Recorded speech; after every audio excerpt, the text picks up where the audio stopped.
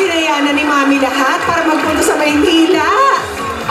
At ma-pursue ang singing career ni Lovely. Maraming salamat. At si Miss Francesca Farr, maraming salamat. Yung mga judges natin kanina, parang naiiyak na tuwang-tuwa. Pakinggan natin ang kanilang mga sasabihin. Eto tuwang-tuwa, Patricia. Thank you, Pauline and Tia. Kaya pa? Kaya pa? Opo. Silang dalawa kanina, para silang mga bituin na nagdingding kanina. Kanya-kanyang shine. Pero, may isang kuminang sa akin ng bonggang-bongga. At di ko sabihin yun. Ano? Alan, bonggang-bongga. Bonggang-bongga daw. Bruno Mars. Grabe ka, bonggang-bongga ka. Magaling na ayos. Walang itulak kabigin. Kita-kita, naiyak ka. Oo. Nakita ko yung tears niya dito. Ano, ako talaga. Tearsy. Pag nakakita ko ng mga galing sa province na pumunta ng Maynila para May kilala rin akong gano'n. para maghanap ng magandang kapalaran. May kurot ba? Pero totoo yan. Oo, totoo yun. Yun, relate na relate si Miss Alan K. Si Aisel naman. May province ka ba? Batangas, tsaka Bulacan. Okay. Oo. Pero laking Maynila po ako. Ang ganda ng boses nyo, napaka-raw. Kaya tagos na tagos sa puso, ramdam namin yung laban na gusto nyong ibigay. Yes. Kaya congratulations sa inyo. Keep on dreaming kasi nandyan yung talent nyo. Abot kamay! Abot kamay nyo na. Matalo man, manalo. Tuloy-tuloy lang ang buhay kasi nandyan.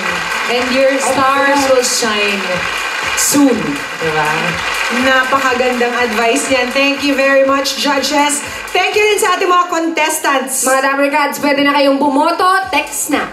Mamaya malalaman natin kung sino sa inyo ang panalo. Ngayon naman, malalaman na natin kung sino sa mga weekly finalists ang pasok sa Elite Circle of Winners. Let's call them back once again. Sino-sino kaya kina Donna Medina na nakaduet si Kula Desma, Dara Santana nakaduet ni Regine Velasquez, Zildjian Galinato nakaduet si Maricris Garcia, o kaya Fame Aglabdin na nakaduet si Janine Desiderio ang mananalo. Sa pagkakaalam ko kahapon, ang sakit-sakit ng ulo ng mga judges natin. Oo nga. In fact, they took a whole night and a whole day to decide kung ilan ang papasok sa ating Elite Circle of Winners. Gaya ng dati, pwedeng Isa? tatlo, dalawa, lahat sila, or pwedeng ka-isa-isa lamang na winner ang magtatagumpay. Kaya eto na po, our Just Do It Weekly Winners! More than one po mga Dabarkads.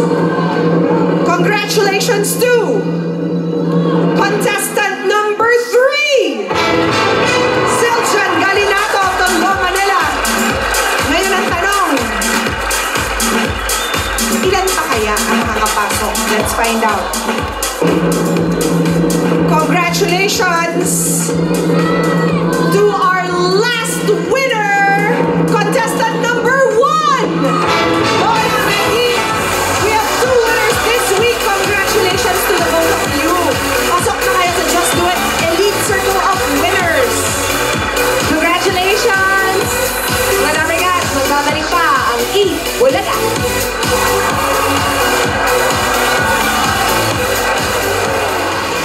Kilalanin na natin ang panalo sa Just Do It, Dabarkads. Alamin na natin kung sino ang panalo sa Just Do It. Will it be Isha Valdez na nakaduet si Faith Cuneta, or si Lovely Rose at Buscado na nakaduet si Francesca Farr? Girl! Ako ba? Aba? Sige. Susurprise ko kayong dalawa. And our winner for today,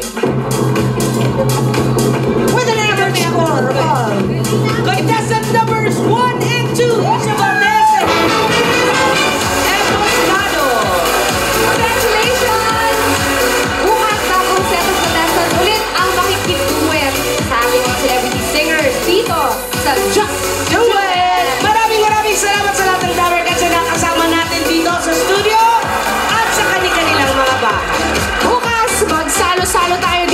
paborito ninyo